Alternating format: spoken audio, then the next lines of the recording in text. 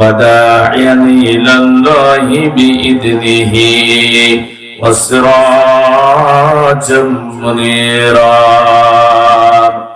فقد قال الله تعالى في كلامه المجيد وفرقانه الحميد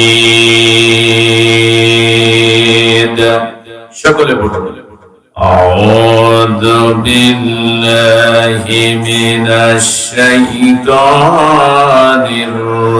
الرجيم بسم الله الرحمن الرحيم إن الله وملائكته يصلون على النبي يا أيها الذين آمنوا صلوا عليه وسلموا تسليما اللهم صل على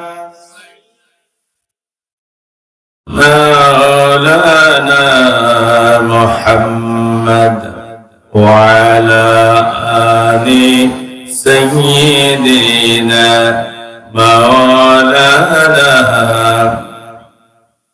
মনামার কাদিরে প্রাণামার কাদিরে যেতে সোনার মদিনা মনামার কাদিরে প্রাণামার কাদিরে যেতে সোনার মদিনা যে মদিনা ধন্য হলো যে মদিনা ধন্য হলো পেয়ে তব ঠিকানা মনামার কাদিরে প্রাণামার কাদিরে যেতে সোনার মদিনা লা ইলাহা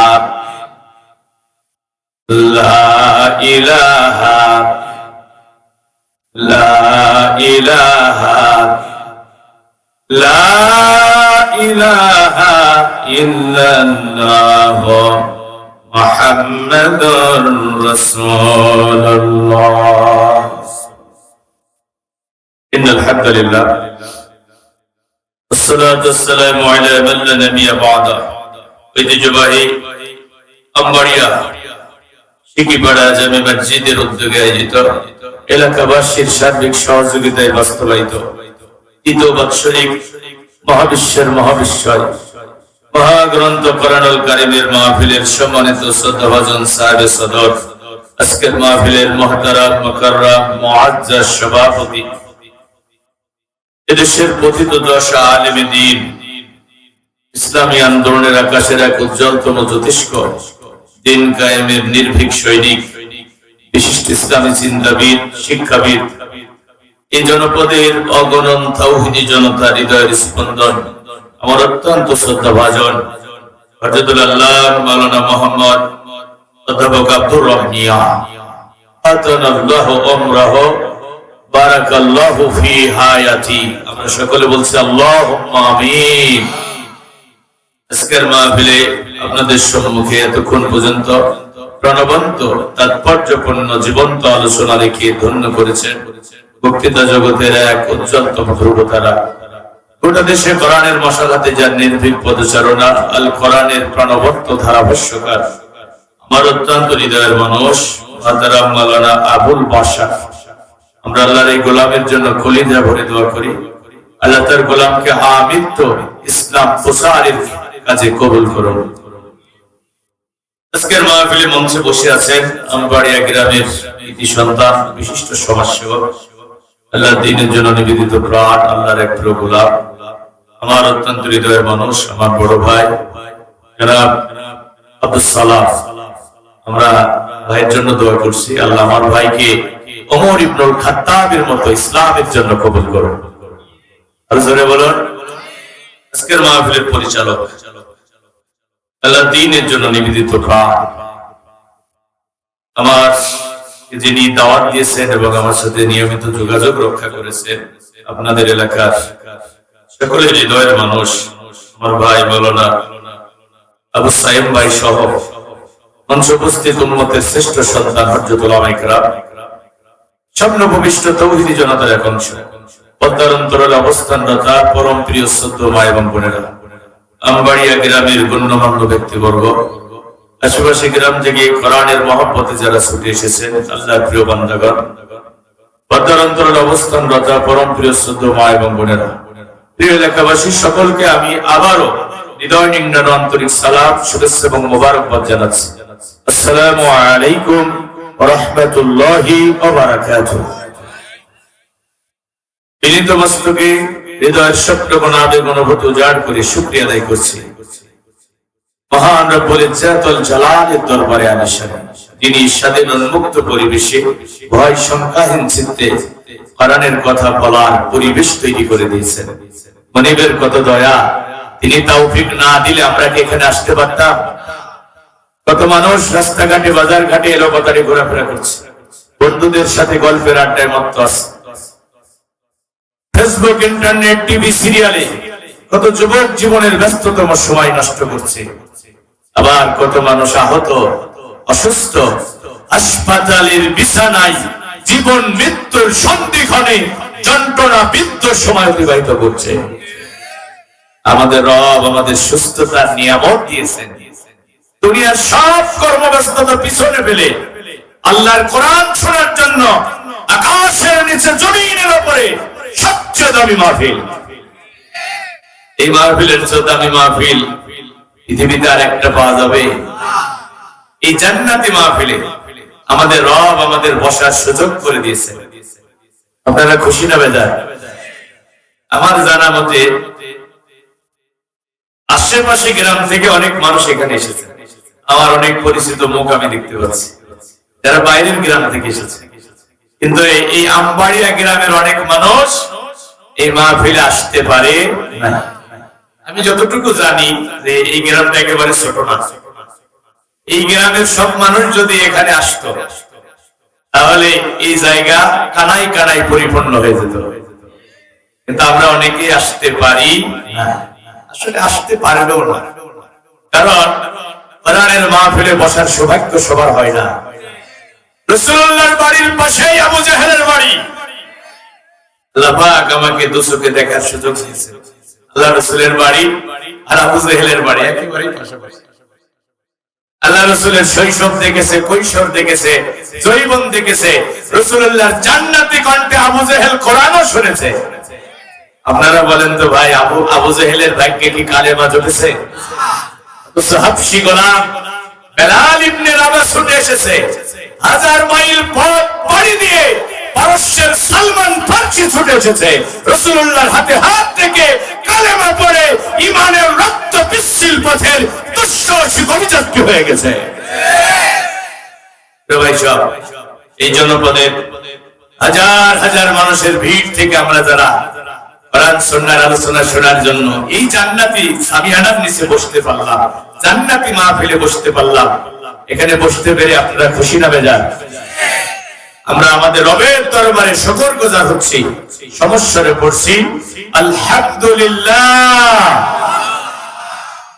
দরুদ এবং সালাম পেশ করছি বিশ্ব মানবতার মুক্তির একমাত্র অগ্রসেনার, লাঞ্ছিত বঞ্চিত নিষ্পেষিত নিপীড়িত মানুষের পরম হৃদয়ের বন্ধু, বিশ্ববর্ণ রাজনীতিবিদ, বিশ্বের সফল রাষ্ট্রনায়ক, নারীর অধিকার প্রতিষ্ঠার অকুত ভয় নির্ভীক সৈনিক, এ পৃথিবীর অবিসংবাদিত মাজলুম জননেতা, বিশ্ব নবী, বিশ্ব নেতা জনাবে মুহাম্মদুর রাসূলুল্লাহ।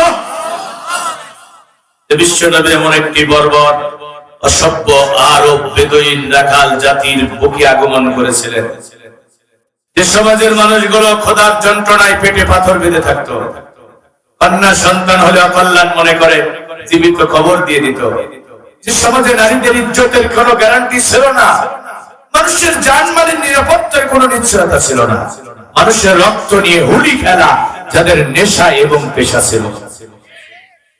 কে কতজন মানুষকে হত্যা করতে পেরেছে, বাড়ির সামনে তলোয়ার উন্মুক্ত ভাবে ঝুলাইয়া রেখে এটা নিয়ে তারা গর্ব করত। এমন একটি বর্বর সভ্য আরব বেদুইন রাখাল জাতির মঞ্চে প্রিয় নবীর শুভাগমন ঘটল। দীর্ঘ 23 বছরের প্রাণান্তকার প্রচেষ্টা, সংগ্রাম, আন্দোলন, যুদ্ধ, জিহাদের মাধ্যমে প্রিয় নবী আরব ভূখণ্ডে একটি সভ্যতা, একটি সমাজ, একটি রাষ্ট্র বিনির্মাণ করলেন। যে সমাজের মানুষগুলো খোদার যন্ত্রণায় পেটে পাথর বেঁধে থাকতো, ওই সমাজে আর যাকাত নেওয়ার মতো লোক খুঁজে পাওয়া গেল না।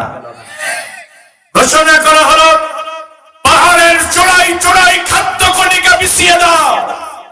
ইসলামী রাষ্ট্রের সীমানায় একটা মানুষ তো দূরে থাক, আকাশের উড়ন্ত পাখিরাও যেন অভুক্ত না থাকে। সমাজের মানুষেরা কন্যা সন্তান হলে অকল্যাণ মনে করে জীবিত খবর দিয়ে দিত। সেই সমাজের নারীরা পেল সতীত্বের 100% গ্যারান্টি এবং নিশ্চয়তা। ঘোষণা করা হলো, মায়ের পদতলে সন্তানের বেহেশত। সুবহানাল্লাহ বলবেন না? যে সমাজের মানুষগুলো মানুষের রক্ত নিয়ে হোলি খেলতে ভালোবাসত, সেই সমাজে একজন ভাই আর একজন ভাইয়ের নিরাপত্তার অত্যন্ত প্রহরীতে পরিণত হয়ে গেল। কিন্তু ঝরে গেল আমার আপনার নবীজির তাইফের মাটিতে বুকের তাজা রক্ত। উৎসর্গত হলো খুনঝরা উহুদের ময়দানে বিশ্ব নবীর দান মোবারক। পৃথিবীর মন থেকে ঝরে গেল মা সুমাইয়া, হানজালা, খাব্বাব, খুবাইর, আমির হামজার তরতাজা প্রাণ। বাংলাদেশের এই প্রান্তর থেকে কলিজার সবটুকুন ভালোবাসা একত্রিত করে রাসূলুল্লাহর শাহে মদিনায় সালাত ও সালাম পেশ করছি। ফেরেশতারা আমাদের দরুদ এবং সালাম টুকুন সরাসরি রাসূলের রওজায় পৌঁছে দেবেন। সকলে মহব্বতে পড়ছি সাল্লাল্লাহু আলাইহি ওয়াসাল্লাম। আল্লাহুম্মা সাল্লি ওয়া সাল্লিম আলা নবিয়িনা মুহাম্মদ। আমি মাহফিল কমিটির কাছে কৃতজ্ঞতা প্রকাশ করছি। আজকে 9:30টার ভিতরে আমাকে মন দিয়েছে। ভাই বলছিল 9টায়, আমার একটু সালাত আদায় করতে বিলম্ব হয়ে গেছে। আমাকে গতকাল মন দিয়েছে সাতক্ষীরা ভুমরায় রাত 11টার সময়। সারাদিনের কর্মব্যস্ততা, এরপরে ভিসা মাঠ, মানুষের কি কোরআনের কথা শোনার ধৈর্য থাকে? আলহামদুলিল্লাহ, আজকে তো আলহামদুলিল্লাহ আমরা একটা পারফেক্ট একটা টাইম পাইছি। আমরা কোরআন এবং হাদিস থেকে অথেন্টিক কিছু কথা শুনবো, যেটা আমল করলে আমাদের দুনিয়া এবং আখিরাতের জীবনে কল্যাণ হবে। তাই না? আমি যতক্ষণ কথা বলবো কোরআন এবং হাদিসের অথেন্টিক দলিল দিয়ে বলবো, যেহেতু এটা কোরআনের মাহফিল, এটা কোনো রাজনৈতিক দলের সমাবেশ নয়, এটা কোরআনের মাহফিল। আলোচনা করতে হবে কোরআন এবং হাদিস থেকে। আমি দলিল ভিত্তিক কথা বলাই পছন্দ করি। সারা দেশে যত জায়গায় কথা বলি, কোরআন হাদিসের দলিল ভিত্তিক কথা বলার চেষ্টা করি। আমি সাতক্ষীরাতে একবার একটা মাহফিল করে আল্লামা লুৎফর রহমান জিহাদি চাচার সাথে আসতেছিলাম। আমি চাচাকে বললাম, আমাকে আপনি একটু নসিহত করেন। চাচা আমাকে বলল, বাবা, যখন কোন বক্তব্য পেশ করবা, তখন ওই বক্তব্যের উপর একটা পেরেক মেরে দেব। আমি বললাম, চাচা পেরেকটা কি? বলল, কোরআন অথবা হাদিসের একটা দলিল পেশ করবা। এমন কোন আলোচনা কোরআনের মাহফিলে করা উচিত নয় যা কোরআনেও নাই, হাদিসেও নাই। আমাদের দেশে তো এখন শ্রোতার অভাব নাই। কেউ সুরের পাগল, কেউ কিসসা কাহিনীর পাগল। ওইটা কোরআনে আছে কিনা, হাদিসে আছে কিনা দেখার সময় নাই। আমি বাড়িতে আসছি, আমার এক চাচতো ভাই আমারে বলতেছে, তোমরা ওয়াজ করো, আর দেখো এই যে এই হুজুর কি সুন্দর ওয়াজ করছে, শুনতেই মন চাই। আমার একটু শোনাও তো দেখি। হুজুর ওয়াজ করতেছে, ইমানদার সাপ, বেঈমান সাপ। শোনেন না আপনারা? ইমানদার সাপ আর বেঈমান সাপ। আমি বললাম, তোমার জ্ঞানের বহর যেমন, আলোচনা শোনার ধরনও তেমন। এটা কোরআনের সাথে সম্পূর্ণ সাংঘর্ষিক বক্তব্য। কোন সাপ কখনো বেঈমান হবে না। সাপ আল্লাহর কাছে আত্মসমর্পণ করেছে। আফাগায়রা দীনিল্লাহি ইয়াবগুন। এই দুনিয়ার মানুষেরা, আমার দ্বীন বাদ দিয়ে মানব প্রসূত জীবন ব্যবস্থার কাছে কেন ধর্ণা দিচ্ছ? লাহু আসলামা মান ফিস সামাওয়াতি ওয়াল আরদ তাওআন ওয়া কারহা। তাওআন ওয়া কারহা। আকাশে যা আছে, জমিনে যা আছে, আমি আল্লাহর হুকুম মানতে তারা বাধ্য। মুসলিম, পশু পাখি মুসলিম, চন্দ্র সূর্য গ্রহ নক্ষত্র তারকারাজি সব আত্মসমর্পণ করেছে কার কাছে? তারা চাইলেও আল্লাহর নাফরমানি করতে পারবে না, এজন্য তারা জান্নাতও যাবে না।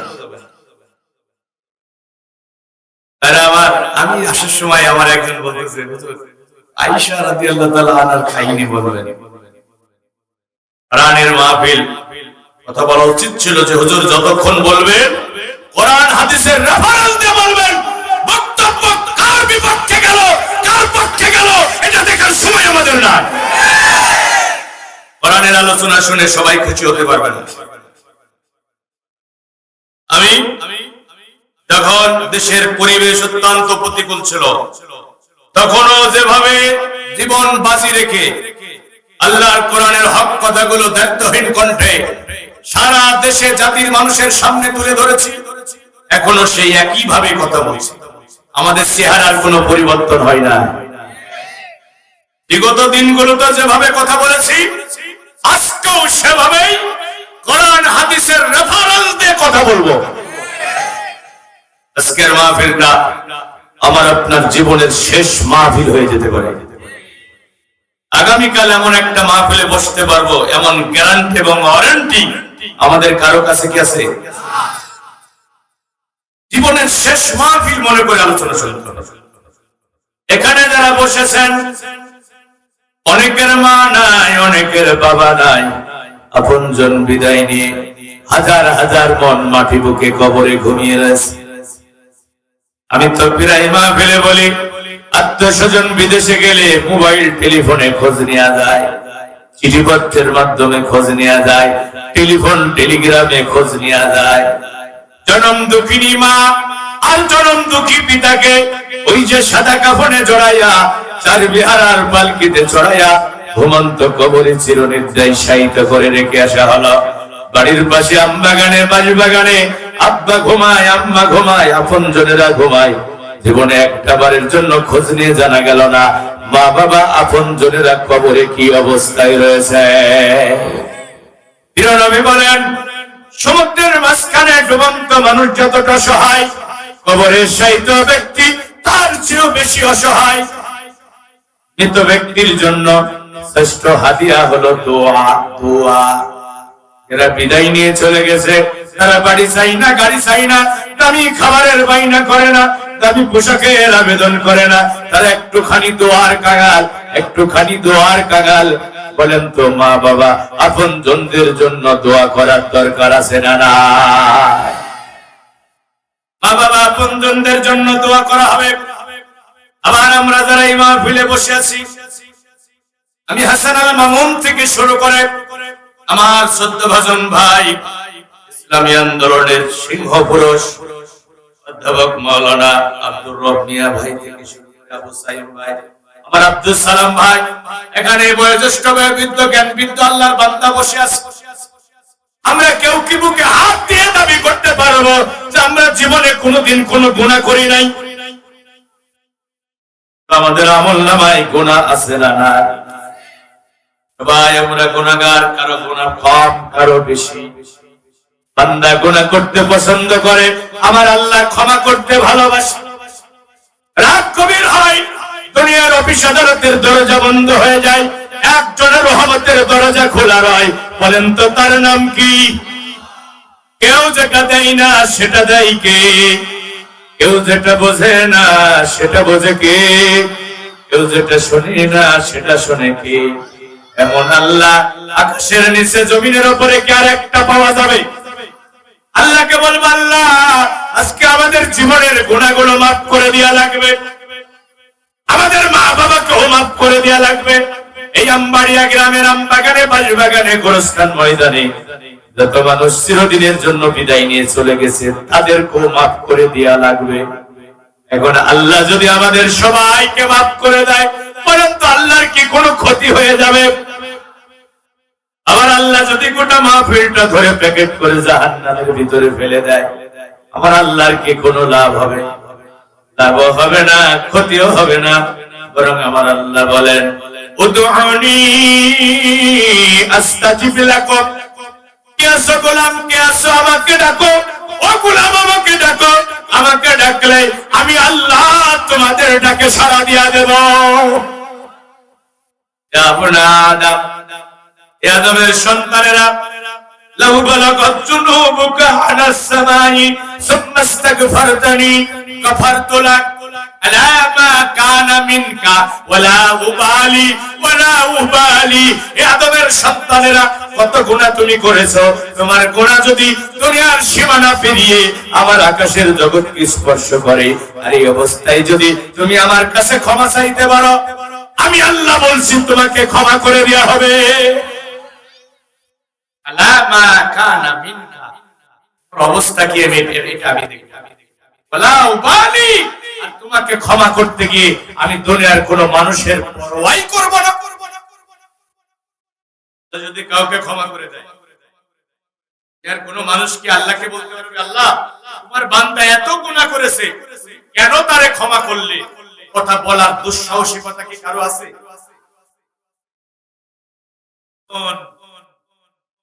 আল্লাহ এমন রহম, রহিম, এমন রহমান, গফুর, এমন গাফফার, এমন দয়াময় আল্লাহ, আকাশের নিচে জমিনের উপরে কার একটা পাওয়া যাবে?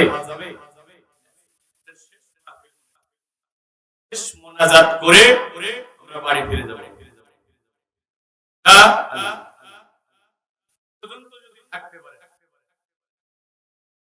মোনাজাত করে যখন বাড়ি যাবে, আপনাদের কানে কানে বলি, আফাতহুমুল মালায়েকা, মাহফিলের চতুর্পাশ এখন আল্লাহ রহমতের ফেরেশতাদেরকে দিয়ে আবৃত করে রেখেছে। এখানে আলোচনা শুনছে ওয়াশিয়াতুহুমুর রহমান, নবী বলছেন এর উপরে আকাশের জগৎ থেকে বৃষ্টির মতো রহমতের বারিধারা বর্ষণ।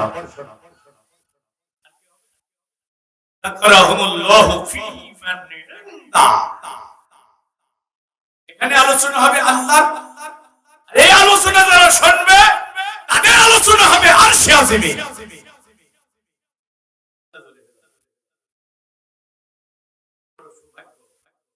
আমাদের হয়েছে আমরা এই মাহফিলে বসে শেষ পর্যন্ত থাকবেন, মুনাজাত করে বাড়ি যাবেন, ফেরেশতারা আপনার কানে কানে বলে কুমু মাগফুরান লাকুম, ও আল্লাহর বান্দারা এখন ওঠো, মাহফিল শেষ হয়ে গেছে, এখন ওঠো, তোমাদেরকে ক্ষমা করে দেওয়া হয়েছে। বুদ্দিলাত সাইয়্যাতিকুম হাসানা, বিগত জীবনে যে গুনাহগুলো করেছিলে ওইটা আমি আল্লাহ শুধু ক্ষমা করি নাই, ওই গুনাহগুলো আমি আল্লাহ সবে পরিণত করে দিয়েছি। থাকবেন তো? রাস্তাঘাটে বাজার ঘাটে যারা এখনো আছে, অনুরোধ করছি এসে বসে বসে। আর আবার আমি লম্বা করব না, আগস্টের 12 তারিখ দেশে ক্লান্ত হয়ে পড়েছে,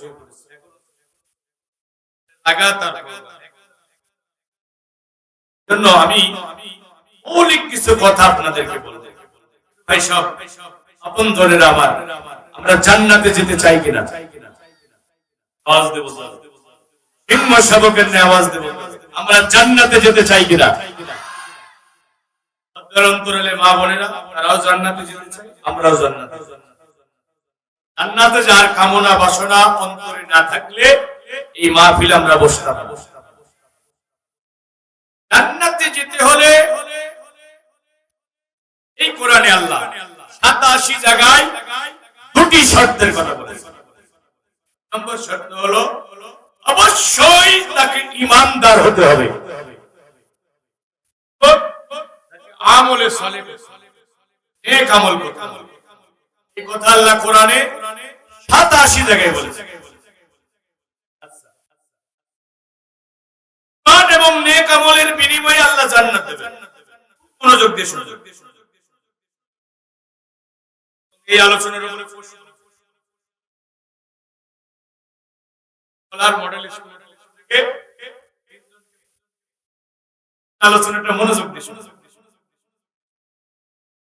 ইমান এবং নেক আমলের বিনিময়ে আল্লাহ জান্নাত দেবেন। তবে জান্নাত পাওয়ার প্রথম শর্ত হলো ঈমান। আপনার আমল যদি কম হয়, ঈমান যদি পরিশুদ্ধ থাকে, আপনি জান্নাতে যেতে পারবেন। কিন্তু দুনিয়া পরিমাণ নেক আমল করেছেন, ঈমান ঠিক নাই, বেঈমান হয়ে মারা গেছেন, তাহলে আর জান্নাতে যাওয়া যাবে? জান্নাতে যাওয়ার প্রথম শর্ত হলো ঈমান। আমি আপনি যত নেক আমল করি, এটা আল্লাহর কাছে কবুল হওয়ার প্রথম শর্ত হলো ঈমান। ঈমান ছাড়া কেউ জান্নাতে যেতে পারবে না। ঈমান ছাড়া কারো নেক আমল আল্লাহর দরবারে কবুল হবে না। আমি আপনাদের কাছে জানতে চাই, বলেন তো ঈমান আগে না আমল আগে? ঈমান আগে না আমল আগে? কি আগে না বাচ্চা আগে? বিয়ের আগে যদি বাচ্চা হয় বৈধ না অবৈধ? ঈমান আনার আগে ঈমান বিহীন যত আমল হবে সব অবৈধ আমল, এটা আল্লাহর কাছে কবুল হবে না। তাহলে জান্নাতে যাওয়ার প্রথম শর্ত হলো ঈমান। নেক আমল আল্লাহর দরবারে কবুল হওয়ার প্রথম শর্ত হলো ঈমান। দুনিয়া পরিমাণ নেক আমল আপনি করেছেন, নামাজ পড়েছেন, রোজা করেছেন, হজ করেছেন, জিকির করেছেন, মসজিদ মাদ্রাসার খেদমত করেছেন, অভাবী দুস্থ মানুষদেরকে সাহায্য করেছেন, ক্ষুধার্ত মানুষকে খাদ্য দিয়েছেন, এত এত নেক আমল আপনি করেছেন, আপনার ঈমান যদি পরিশুদ্ধ না হয়, কুরআনুল কারীমে আবার আল্লাহ বলেন, ফালা নুকিমু লাহুম ইয়াওমাল কিয়ামাতি ওয়াজনা। বেঈমানদের এই আমল আমি আল্লাহ হাশরের ময়দানে মিজানের পাল্লায় ওজনই দেব না। ومن يكفر بالإيمان فقد حبط عمله। যারা ঈমান আনতে অস্বীকৃতি জ্ঞাপন করবে, আল্লাহ বলছে তারা যত নেক আমল করবে আমি তাদের সব নেক আমল বাতিল করে দেব। হুয়া ফিল আখিরাতি মিনাল খাসিরিন। আখিরাতের অনন্তকালের জীবনে তারা ক্ষতিগ্রস্ত হয়ে যাবে। আমার ভাইরা, ঈমান যদি ঠিক না থাকে যত আমল আপনি করবেন, আল্লাহ বলেন وقدمنا إلى ما عملوا من عمل فجعلناه هباء منثورا। যত ভালো আমল আপনি করেন না কেন, যত ভালো কাজ আপনি করেন না কেন, ঈমান যদি পরিশুদ্ধ না হয়, আপনার এই ভালো আমল আল্লাহ হাশরের ময়দানে পথের ধুলা বানাইয়া বাতাসে মিশিয়ে দেবে। এটা মিজানের পাল্লায় ওজন দেয়া হবে না। قال النبي صلى الله عليه وسلم الذي نفس بيده لا تدخلون الجنة حتى تؤمنوا। নবী বলেন, ওই আল্লাহর নামে কসম করে বলছি, যে আল্লাহর বজ্র মুঠির মধ্যে রয়েছে, আমি মুহাম্মদের জীবন, তোমাদের মধ্যে একজনও জান্নাতে যেতে পারবে না, তোমাদের মধ্যে একজনও জান্নাতে যেতে পারবে না যতক্ষণ না তারা ঈমানের দাবিতে বিশ্বাসী হবে। ঈমানদার ছাড়া একজনও জান্নাতে যেতে পারবে না। ভাই দলিল পেশ করেছে, ঈমান ছাড়া একজনও জান্নাতে যেতে পারবে না। নারী হোক পুরুষ হোক, জান্নাতে যেতে গেলে অবশ্যই তাকে বিশুদ্ধ, নির্মল, স্বচ্ছ, শিরক মুক্ত ঈমানের অধিকারী হতে হবে।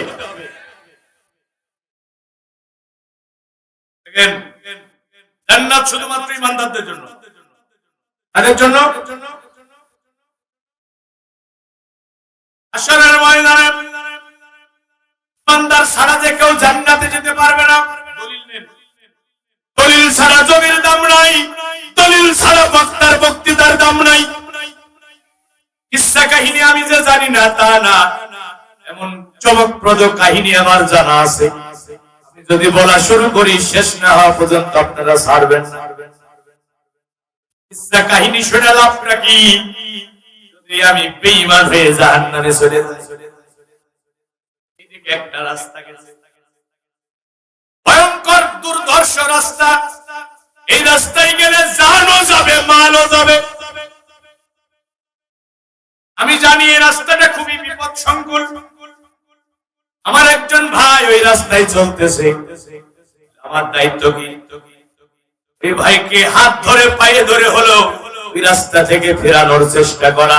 আমার ভাই ওই রাস্তায় যাস না, ওই রাস্তায় গেলে তোর জানও যাবে মালও যাবে।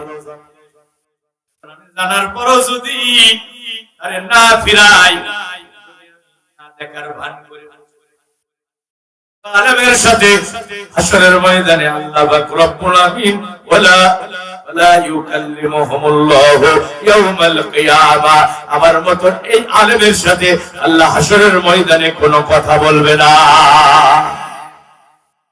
এই গ্রামের মানুষের বাহবা পাওয়ার জন্য আগামী বছর আবার দাওয়াত পাওয়ার লক্ষ্যে যদি আমি কোরআনের হক কথাগুলো না বলে চলে যায়, আল্লাহ আমার ব্যাপারে কোরআনে বলেছে এই মাহফিল থেকে ওয়াজ করে যে হাদিয়া পাবা, এই হাদিয়া নিয়ে বাড়ি গিয়ে বাজার করে খাবা। এই হাসানুল মামুন, এটা দুনিয়ার কোনো খাবার না। উলাইকা মা ইয়াকুলুনা ফি বুতুনিহিম ইল্লান নার, জাহান্নামের আগুন দিয়ে অপেক্ষিত তার পেটটাকে পরিপূর্ণ করে দিবে। ভয়ঙ্কর কথা।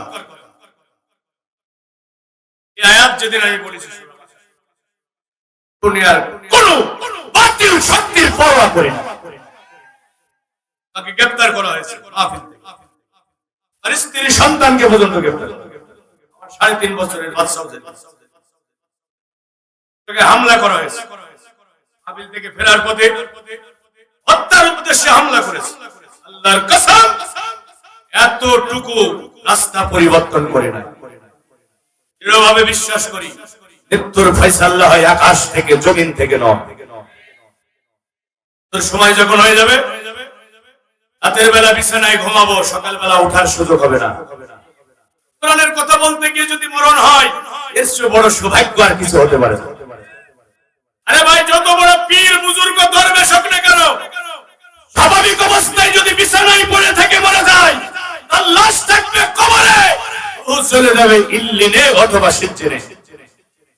আল্লাহর কোরআনের কথা বলতে গিয়ে যদি কারো মরণ হয়, দিনের পথে চলতে গিয়ে যদি কারো মরণ হয়, তার লাশ থাকবে কবরে, রূহ চলে যাবে সরাসরি জান্নাতে সবুজ পাখির ভিতরে।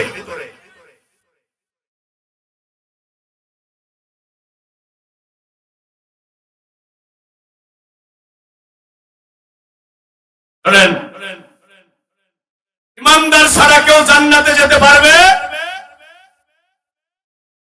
হাশরের ময়দানে ইব্রাহিম আলাইহিস সালামের সাথে তার বাবা আজরের দেখা হবে। ইব্রাহিম আলাইহিস সালাম যেন তেন পয়গম্বর না, তিনি মুসলিম জাতির পিতা, খলিলুল্লাহ তার উপাধি, তিনি আল্লাহর বন্ধু। আবার আল্লাহর বন্ধু কি এমনি এমনি হওয়া যায়? ইব্রাহিম আলাইহিস সালাম আল্লাহরে বলে, আল্লাহ আমি তোমার বন্ধু হতে চাই। আল্লাহ বলে, ইব্রাহিম এমনি এমনি বন্ধু হওয়া যাবে না, পরীক্ষা দেয়া লাগবে। এখন এই দুই নাই, তাফসীরের কিতাবের ভিতরে এসেছে 99টা পরীক্ষায় পাশ করার পরে আল্লাহ পাক রব্বুল আমিন ইব্রাহিম আলাইহিস সালামকে বন্ধু হিসেবে গ্রহণ করেছে। পরীক্ষার ভিতরে কলিজার টুকরা সন্তানের গলায় ছুরি চালানোর পরীক্ষা আছে না? ওই পরীক্ষার ভিতরে জ্বলন্ত অগ্নিকুণ্ডলিতে জীবন মৃত্যুর সন্ধিক্ষণে নিক্ষিপ্ত হওয়ার পরীক্ষা আছে না? বড় বড় পরীক্ষায় পাশ করার পরে আল্লাহর বন্ধু উপাধি পেয়েছে। তার বাবা আজর ধোলায় ধূসরিত মলিন চেহারা নিয়ে হাশরের ময়দানে দাঁড়িয়ে থাকে।